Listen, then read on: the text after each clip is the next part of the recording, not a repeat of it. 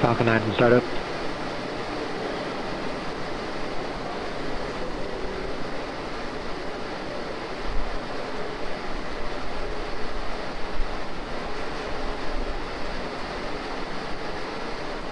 LDs go for launch.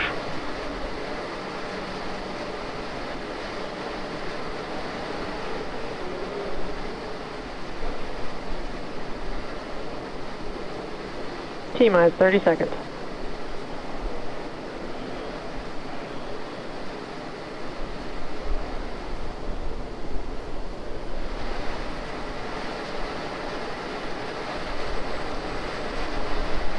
T-minus 15 seconds. 10, 9, 8, 7, 6, 5, 4, 3, 2, 1, 0. Ignition. Liftoff. Disregard. We have an abort. Launch board is running.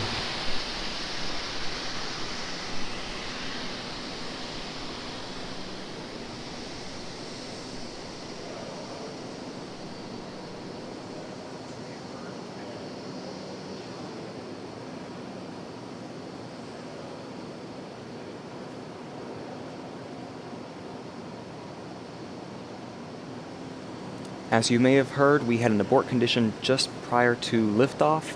We're going to listen to the nets, hopefully have more information and share it with you soon.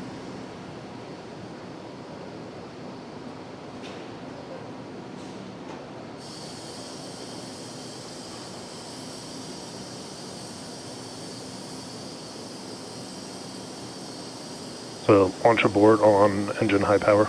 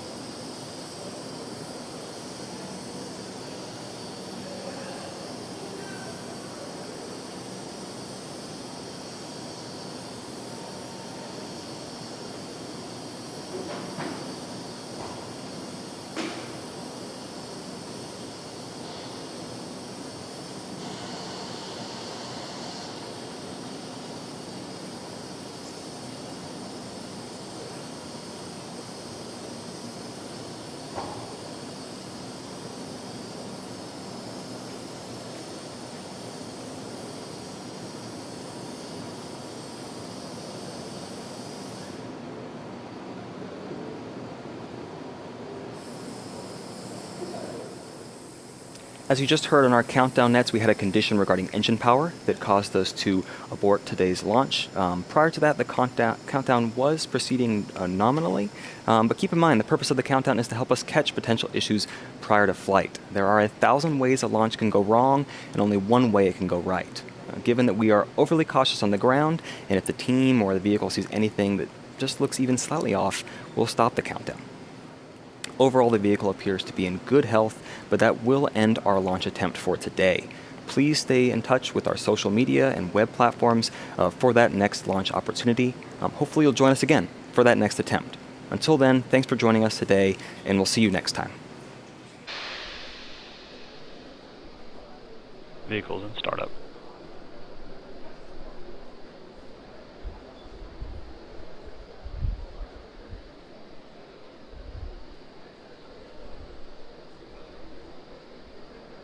LDs go for launch.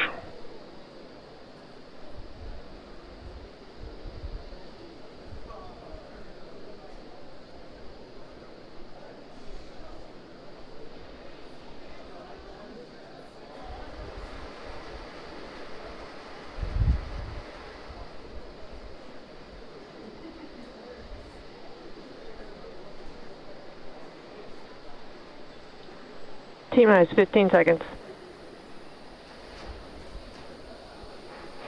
10, 9, 8, 7, 6, 5, 4, 3, 2, 1, 0. Ignition. Liftoff.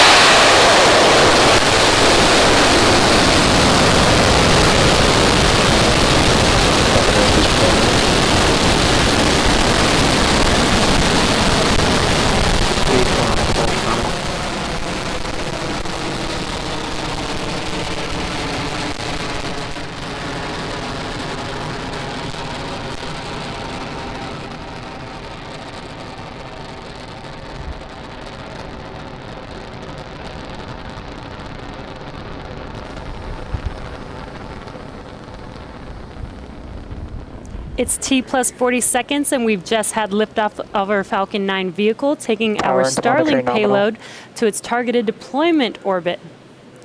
We are now throttling down and throttling back up in preparation for max Q, which is coming up here in about 10 seconds or so. Max Q is the maximum aerodynamic pressure that the vehicle sees throughout ascent, so this is the largest structural load that the vehicle will see.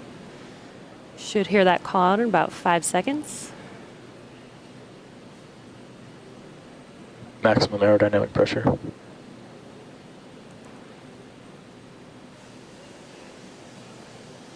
And there's that call out for max Q, confirmation that we've just passed through max Q.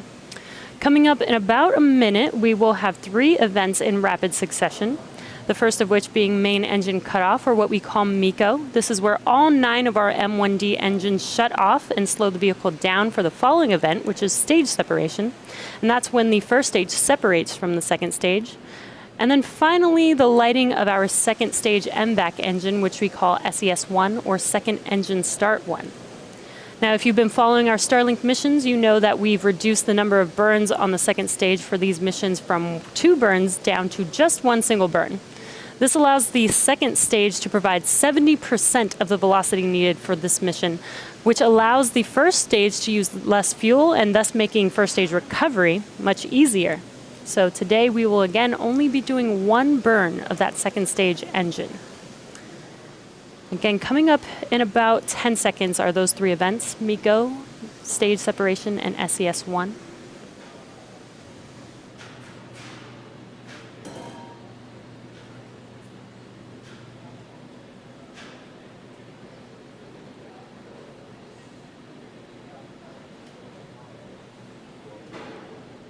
MECO 1.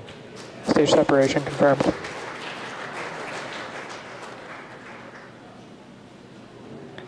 MVAC ignition. And there we've just had MECO and stage separation. That stage separation confirms the successful 5th use of our first stage booster. And you can see on your right screen that second stage MVAC engine lighting up and taking that second stage to its targeted orbit. And we're just a few seconds away from fairing deploy. Again, this fairing was used once before on our very first Starlink mission. And there is the visual confirmation of fairing deploy. So this means that we've successfully reused this fairing. So now let's see if Miss Tree and Miss Chief can catch those fairing halves today. We likely won't have that live view since fairing touchdown won't happen past the conclusion of this morning's webcast, but stay tuned to our social media for updates later this morning. Stage 2 is on a nominal trajectory.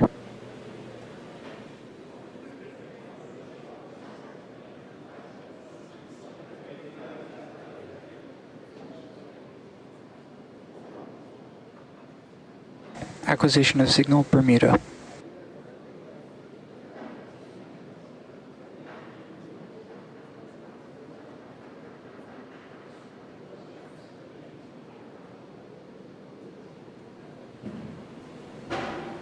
For those of you just joining us, good morning and welcome. We just had a successful liftoff of our Falcon-9 about 4 minutes ago. There's a lot going on right now. On the right-hand side of your screen, our second stage. Its Merlin vacuum engine is currently burning and will continue to do so for a few minutes. It's carrying 60 Starlink satellites for eventual payload deploy. But we're going to focus the next few minutes on the left-hand side of the screen with our first stage. Currently right now, after stage separation, that first stage is boosting, still gliding up without any engine power. It's hitting apogee just about now, and for the next few seconds, it's going to start to free fall down to the Earth's surface for an attempted first stage recovery on our drone ship in the Atlantic Ocean.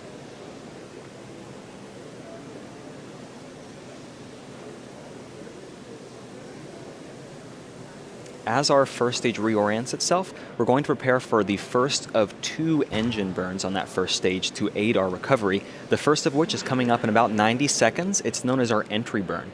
We fire 3 of the 9 Merlin engines in the opposite direction the way we're heading.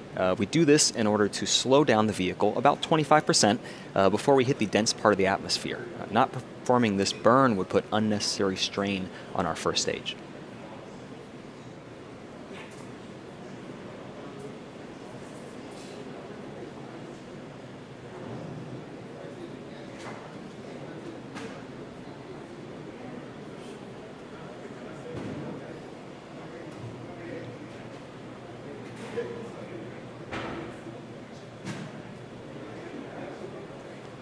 We're just at about T plus 6 minutes. We're a little more than 45 seconds away from that engine burn. It only lasts about 10 seconds.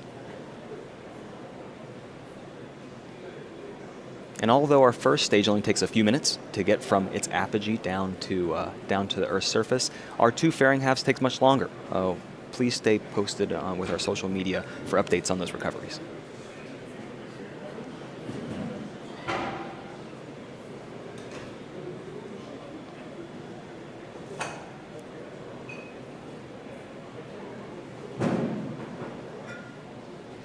We're about 15 seconds away from that entry burn. We're going to wait for that visual confirmation the burn started and call out that that engine burn was successful.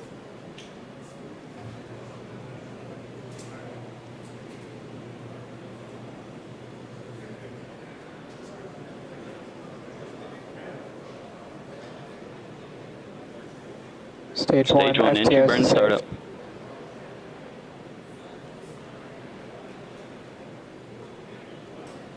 Stage 2 continues to follow a nominal trajectory.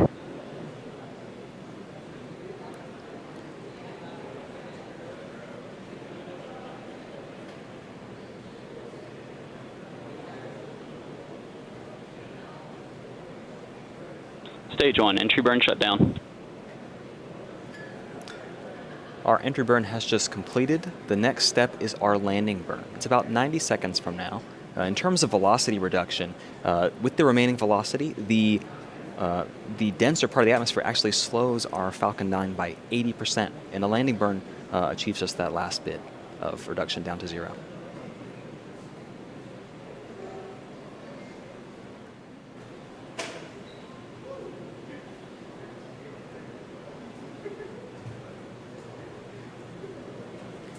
And although we're focused on first stage recovery at the moment, at T plus 9 minutes, a little bit less than that, our second stage, its engine will cut off, will then confirm it's in good orbit, and will then begin the preparations for payload deploy.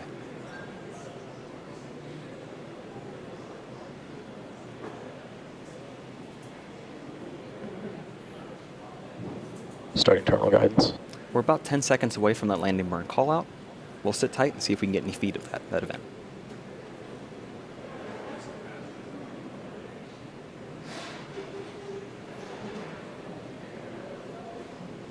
Stage 2 FTS is saved.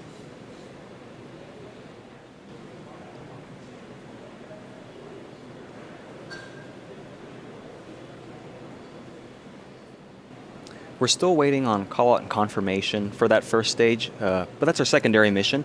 Right now we'll focus on our primary mission with that second stage and our Starlink satellites. We're waiting for that confirmation of second engine cutoff.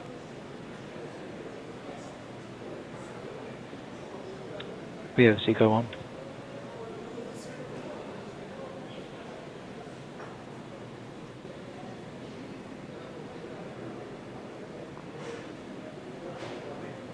Our cutoff has completed.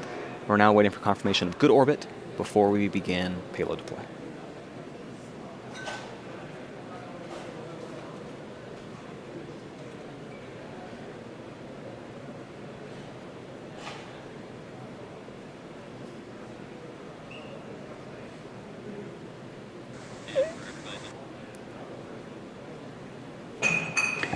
Expected loss of signal. So we've achieved that good orbit for our Expected second acquisition stage, of signal but we're not in the right Newfoundland. position in that orbit yet. Second stage is now going to coast in this orbit for a few minutes.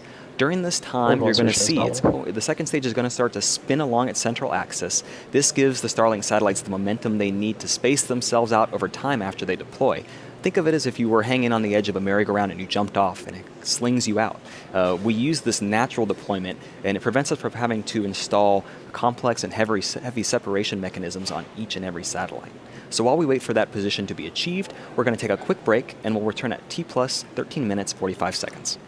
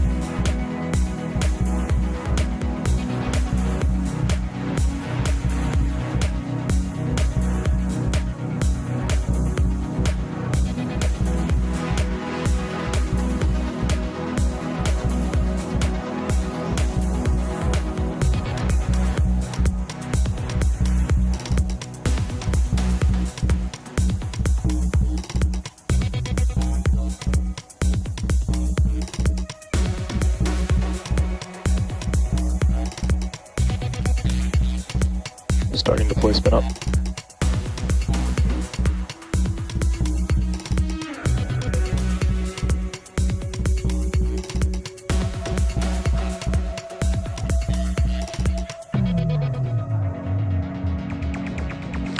Expected loss of signal Bermuda.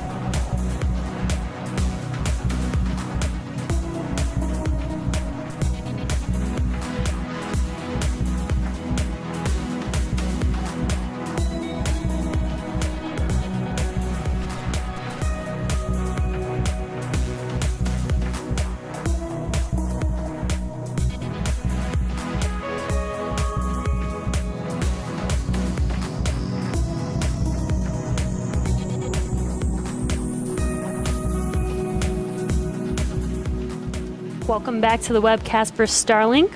We had an on-time liftoff this morning at 8:16 a.m. Eastern Time. Our first stage successfully separated from the second stage, but unfortunately we did get confirmation that we were not able to land that first stage today.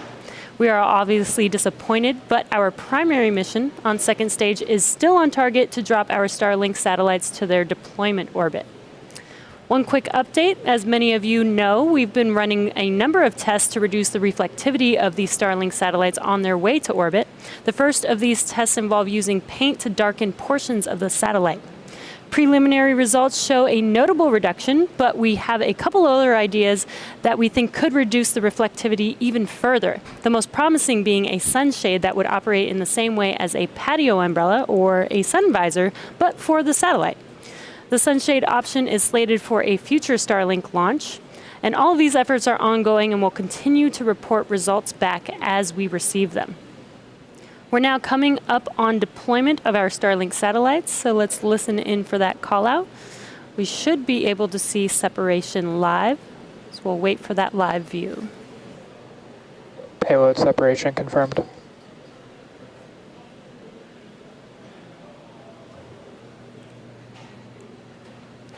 So we did get confirmation of deployment, and there is that live view. So you can see on your screen the satellites are slowly separating away from the second stage, and over the next few weeks they will distance themselves from each other and eventually use their onboard ion thrusters to make their way to their final orbit.